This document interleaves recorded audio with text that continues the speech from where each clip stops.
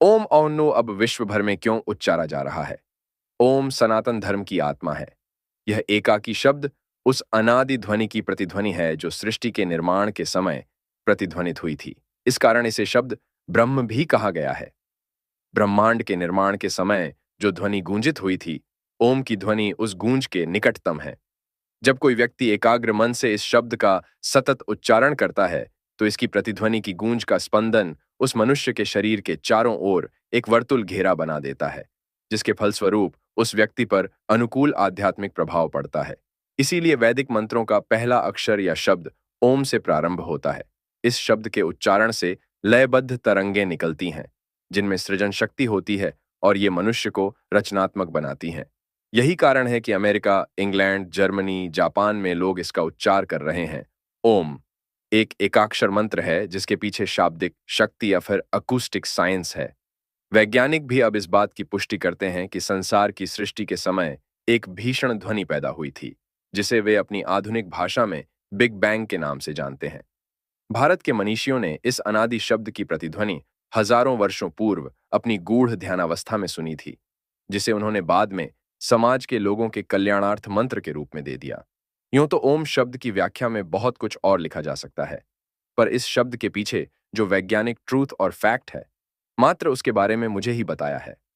ओम की भांति स्वास्तिक का चिन्ह भी भारतीय संस्कृति से अनादिकाल से रिलेटेड है। यह मात्र धार्मिक प्रतीक नहीं है, अपितु एक वैज्ञानिक सशक्त चिन्ह है। इसके पीछे कालचक्र का विज्ञान है, पर इसे निर्मित करने व बनाने की सामग्री का विशेष विधान है।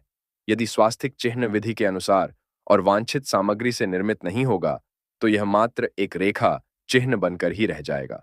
इसकी रचना की सही विधि के लिए पहले आप 5 सामग्रियों का मिश्रण तैयार करें: गंगा जल, गोमूत्र, कुमकुम, हल्दी एवं केसर। इस मिश्रण से स्वास्तिक का चिन्ह पूजा रूम या घर के मेन डोर पर दोनों ओर, बेडरूम में या फिर जमीन पर किसी उचित स्थान पर बनाएं। इन पांचों पदार्थों में शुद्धिकरण व आकर्षण शक्ति विद्यमान है, जो इस चिन्ह को जागृत करती हैं।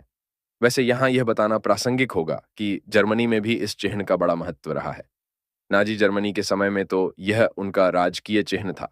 स्वास्तिक बनाते समय पहले एक रेखा पूर्व से पश्चिम की ओर तथा दूसरी रेखा पहली रेखा को मध्य से काटते हुए उत्तर से दक्षिण की ओर समान रूप से खींचकर प्लस का चिन्ह बनाएं और फिर उसे स्वास्तिक का आकार दें। उसके बाद स्वास्तिक के बीच अर्थात प्लस के चिन्ह के चारों ओर रेखाओं के बाहर बीचों बीच एक एक बिंदी लगाए। ध्यान रहे, स्वास्तिक उलटा न बने। उलटे स्वास्तिक का अर्थ होगा समय चक्र को उलटा चलाना, जो अशुभ है। चिन्ह को ध्यान से देखने पर आपको पता चलेगा कि इसकी भुजाएं क्लॉकवाइज बाईं ओर से दाईं ओर घूमती हैं।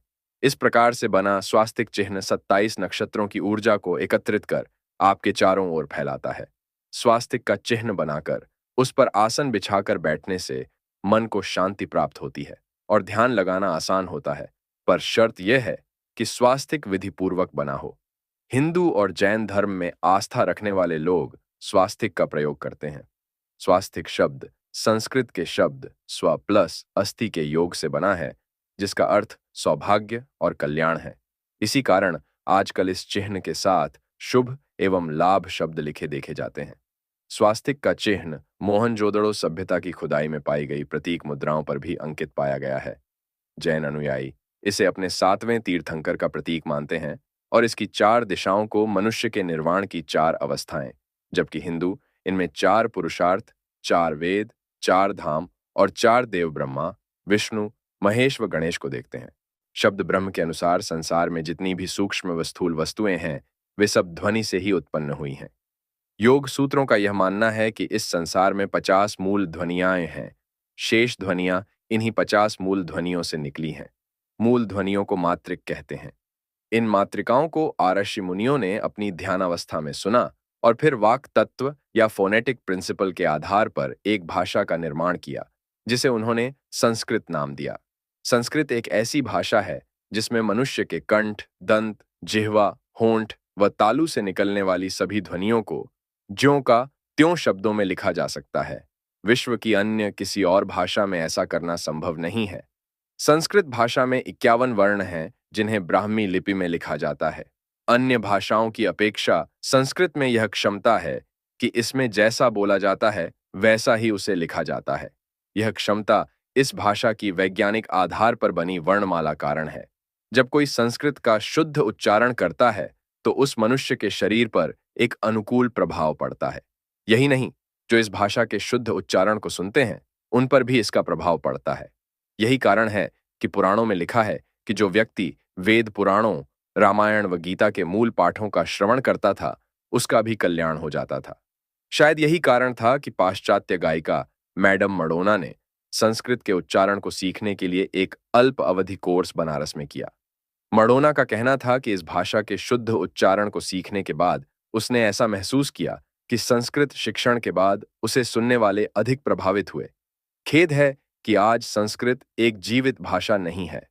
गुप्त काल के दौरान संस्कृत समस्त भारत की राष्ट्रीय भाषा थी, पर कालांतर में इसका लोप हो गया। एक सर्वे के अनुसार देश में संस्कृत बोलने व समझने वाले मात्र 6-7 हजार ही लोग हैं। संस्कृत भाषा को जीवित बनाने के लिए जर्मनी में कई शोध हुए हैं, पर आज आवश्यकता इस बात की है कि ऐसे शोध भारत में भी होने चाहिए। संस्कृत संबंधी एक आश्चर्यजनक बात यह है कि अमेरिका में रह रहे भारतीयों ने न्यू जर्सी शहर में संस्कृत की एक संस्था खोली है और वे वहां संस्कृत सिखाते हैं। आने वाले एपिसोड में हिंदू धर्म से जुड़ी बातों का साइंटिफिक एक्सप्लेनेशन और बताएंगे। वीडियो पसंद आए तो लाइक, शेयर और सब्सक्राइब करें।